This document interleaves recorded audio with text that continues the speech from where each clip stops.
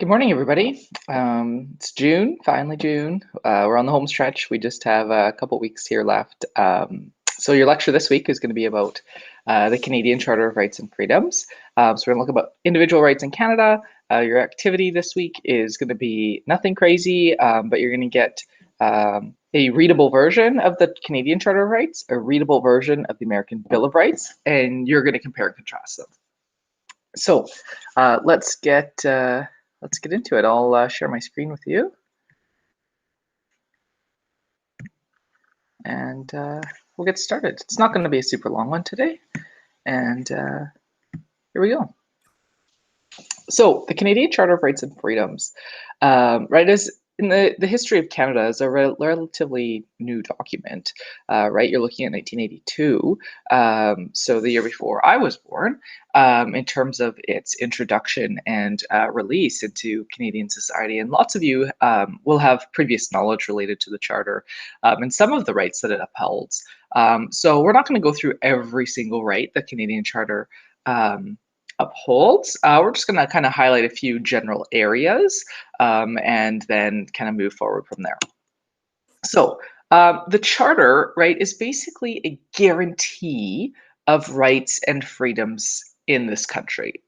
But what does that mean? Okay, so this is in the very first section of the Charter, so section 1, and it reads, and I'll quote this part here because it's such an important part of the Charter. The Canadian Charter of Rights and Freedoms guarantees the rights and freedoms set out in it, subject only to reasonable limits prescribed by law, as can be demonstratively justified in a free and democratic society. So basically means that the government can't take away your rights unless it's kind of justified through the Charter itself.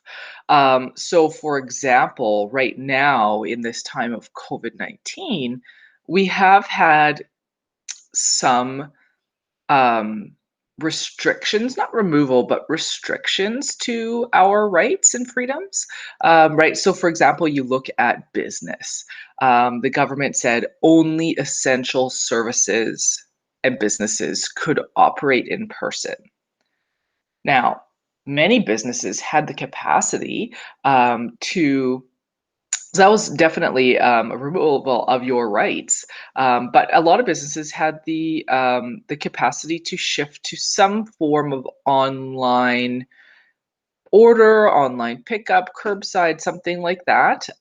So while it was not perfect, many businesses did find a way around the in-person. Now, certainly wasn't perfect. There were lots of issues with it, but government deemed it justifiable in the element of this massive public health crisis. And we can debate that later. Was it justified? Was it not justified? Someday when you are maybe at your kitchen table with your parents, since we won't be back in class together because you guys are graduating. So basically, for a charter right to be limited, that means restricted, it must be prescribed in by a law, it must be reasonable, and it must be justifiable. So there are some limits to some of our rights, like freedom of expression. There are limits to that in that you cannot incite hate. So that would be a limited right. So once your freedom of expression starts to hurt another, that gets restricted. It is written in law, it is reasonable, and it is justifiable. So let's talk about some fundamental freedoms. Okay, right. So our fundamental freedoms in Canada are fairly broad. Okay, freedom of conscience and freedom of religion. Right, people can't tell you how to think. People have thought, belief, and opinion, and expression. Right, again, that you are free to believe what you want. And within that freedom of thought, belief, and opinion, that also includes freedom of the press and freedom of communication. Okay. Freedom of peaceful assembly, and freedom of association. So basically, you have the right to your opinions and beliefs and the ability to express yourself and associate with others. Freedom of the press, and freedom of the press is a very important element of democracy, as you know from our previous conversations. And so these are the kind of the hallmark freedoms of expression within a democracy. Because in a democracy, dissent and opposition is really, really important in order to hold governments accountable to the people themselves. So, but this is where some of the limits on freedoms of our charter rights come into play. So, Section 2B, freedom of thought, belief, opinion, and expression. Okay. So, if any of you ever go into the Faculty of Education at an Alberta based university, one of the courses you'll have to take is called 410 Ethics. And basically, it ensures, it talks all about ethics in education and blah, blah, blah. But one of the case studies that you look at in this ethics class is the case of a high school teacher. So went to court in the 90s. This happened in the 80s. It was a high school teacher here in Alberta. His name was Keegstra.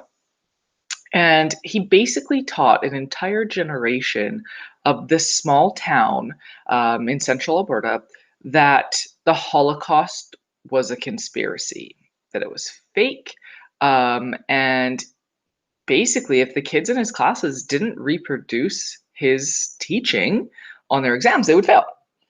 And this was discovered with the introduction of diploma exams, right? Because there's no internet, there's no, right? This is a small town, and he taught generations of families, right? And so, diploma exams, long story short, people started reading like these kids talking about the Holocaust as a conspiracy and a fraud and all of this, and kind of red flags started to go up, and they started to investigate and discovered what he had been doing. So, you cannot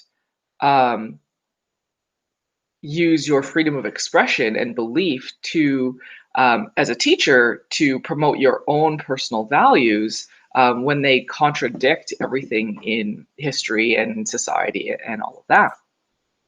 So, what happens in this court case? The court decided that hate speech, which is included in Section 2 of the Charter, is offensive, and that limiting somebody's speech on the basis of hate is justified. So he lost his teaching license, and it took a very long time for that community to restore faith in a new teacher, because he had taught generations to learn about what really happened in the Holocaust. And so ultimately, limiting hate speech is justified in the Charter because it protects people from harm, encourages tolerance, even though it limits freedom of expression.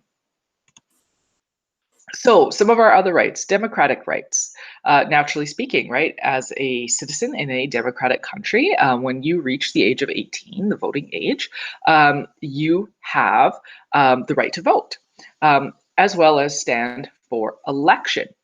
Now, the democratic rights section of the Charter also gets into how long somebody can serve in a particular time period, right? How long the election terms are, how long. And we have another Elections Act that also outlines all of those things. But what Parliament looks like, how people can serve or not serve. So basically, to sum it up, no government can stay in office for more than 5 years unless there are extraordinary circumstances like a national emergency, right? For example, like a war. One thing that's interesting to note in Canada, if somebody goes to jail, they do not lose their voting rights because they are incarcerated. Every Canadian citizen, regardless of where they live, be it public or in a federal or provincial institution, they do have the right to vote and are provided that opportunity on those election days. Another one of our freedoms is this idea of mobility, right? We have the right to enter, remain in, and leave Canada basically whenever we want. Of course, except during this COVID-19 crisis. There are countries that you can fly to right now in Canada, but the US is not one of them unless you are an essential, deemed an essential worker through the various things that they've set out. But basically, you have the right to take up residence in any province, in any city, to pursue work in those places, and right, just have to abide by the laws of those particular places. But they cannot say you must live here. The government cannot. Okay. Um, Legal rights. Well, there are a lot of them, right? Essentially, looking at this idea of life, liberty, and property, and again, coming back to this fundamental justice idea. But we'll go on to the next page, which is a little bit more readable. So, everybody has the right to life, liberty, and security of person. Okay, a reasonable expectation of privacy. Um, in Canada, you cannot be held for questioning or arrested unless the police have a good reason to do so, right? You just can't be walking down the street in Canada and somebody say, hey, you're arrested. They can't do that. If you are arrested and detained, these reasons must be explicit right in the moment, right? You can't be held for 12 hours while they figure out what they're going to be charging you with. In Canada, some of our legal rights also include this idea of innocent until proven guilty, and the right to a speedy trial. That part is interesting in that our courts are very backlogged. Even prior to COVID-19, our courts were very backlogged in that we don't have enough prosecutors because it is expensive. So speedy trial definition of a speedy trial, I don't know what that is anymore. Protection from cruel and unusual punishment, right? In that you cannot be treated, you can't be tortured and stuff like that, right? They must treat you like a human being, unlike a lot of the things that you're seeing in the United States right now.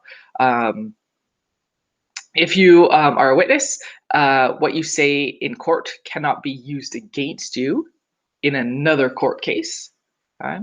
And you have the right to an interpreter in a courtroom. And I have a funny story with that, but in the context of being online, it just won't be as funny. So I'll pass. Unreasonable search and seizure. Okay. So this was early 2000s. There was a belief that there was this grow up in this particular house, but they didn't have a warrant and things like that. So the police tried to kind of get around some of the laws.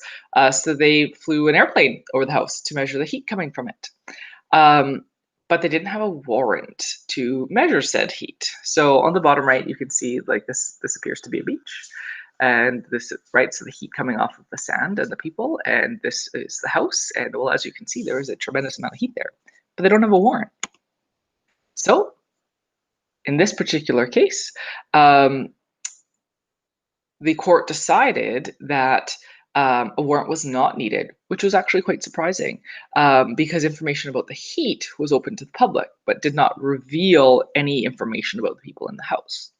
So pretty interesting case there. One would have thought that it would have gone the other way because of the lack of warrant. Equality rights. Okay, another big important section. And remember, this is a document from 1982 that has been amended over the years, but this did not come into effect until 1982. This idea of recognizing the dignity of work and worth of everyone in society, giving people equal benefit, equal protection with the law, without being discriminated against because of race, national or ethnic origin, color, religion, sex, age, mental or physical disability. Again, this is in theory. In practice, you could make arguments that this is not as effectively applied as it should be. This particular case, this couple, they were common law, so they weren't officially married, but they were common law. They had lived together for a very long time, right? Not everybody believes in marriage, and so but can live just as happy in relationships for extremely long periods of time. Anyways, car accident, and so they tried to claim the injuries under partner's insurance policy, but the Insurance Act in Ontario said benefits were only available to spouses who were legally married. Only difference is this particular couple didn't have that signature on a piece of paper. So in court, this went to court, discrimination based on marital status. And the court decided that under Section 15, common law couples should have the same rights to government insurance benefits as married couples. So that was a big day when it comes to insurance claims. Oh, and we froze.